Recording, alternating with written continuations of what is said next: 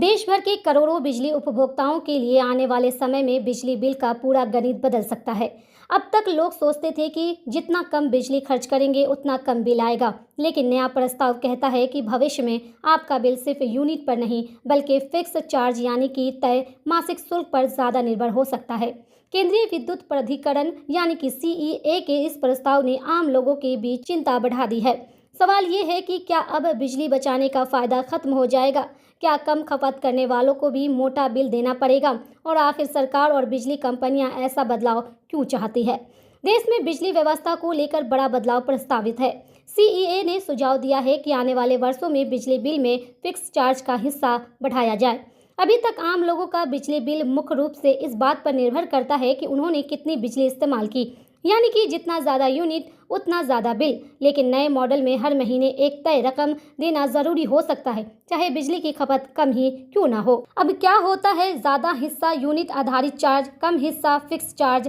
प्रस्ताव देने के बाद फिक्स चार्ज बढ़ेगा, यूनिट आधारित हिस्सेदारी घट सकती है। अब सवाल ये है कि आखिर बिजली कंपनियां ऐसा बदलाव क्यों चाहती है? दरअसल बिजली वितरण कंपनियां यानी कि डिस्कॉम्स लंबे समय से घाटे की बात कर रही है। उनका कहना है कि बिजली सप्लाई बनाए रखने के लिए उन्हें भारी अस्थायी खर्च उठाने पड़ते हैं, जैसे ट्रांसमिशन लाइन का रखरखाव, बिजली ग्रिड का संचालन, कर्मचारियों का वेतन, इंफ्रास्ट्रक्चर खर्च, बिजली उत्पादन कंपनियों को भुगतान। ये सारे खर्च तब भी होते हैं जब लोग कम बिजली इस्तेमाल करें। एक और बड़ी वजह है रूफटॉप सोलर सिस्टम। देश में तेजी से लोग अपने घरों और फैक्ट्रियों में सोलर पैनल लगा रहे हैं। इससे वे दिन में अपनी बिजली खुद पैदा कर लेते हैं और सरकारी बिजली पर निर्भरता कम हो जाती है।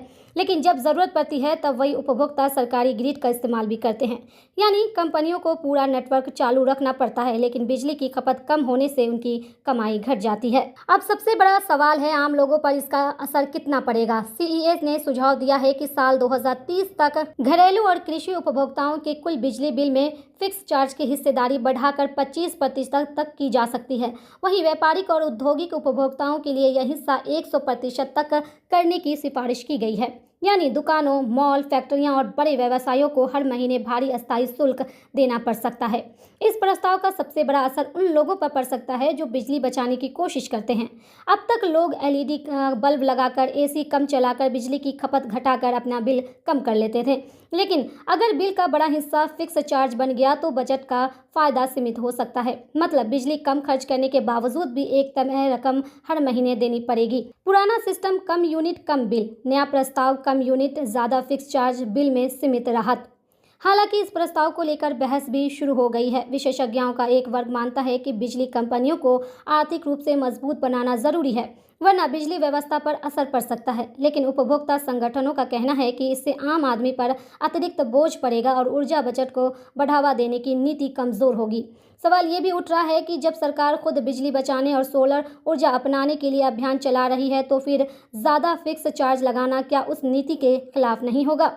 फिलहाल यह सिर्फ एक प्रस्ताव है। अब इसे बिजली नियामक संस्थाओं के पास भेजा जाएगा। मंजूरी मिलने के बाद अलग अलग राज्य अपने स्तर पर इसे लागू कर सकते हैं, यानी अभी अंतिम फैसला नहीं हुआ है। लेकिन अगर यह व्यवस्था लागू होती है तो आने वाले वर्षों में देश के करोड़ों लोगों के बिजली बिल का पूरा ढांचा बदल सकता है। तो सवाल सीधा है, क्या बिजली कंपनियों को घाटे से बचाने के लिए आम उपभोक्ताओं पर ज़्यादा फिक्स चार्ज डालना सही होगा?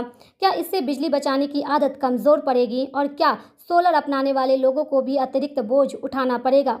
आप इस प्रस्ताव पर क्या सोचते हैं? अपनी राय हमें कमेंट बॉक्स में ज़रूर बताएं।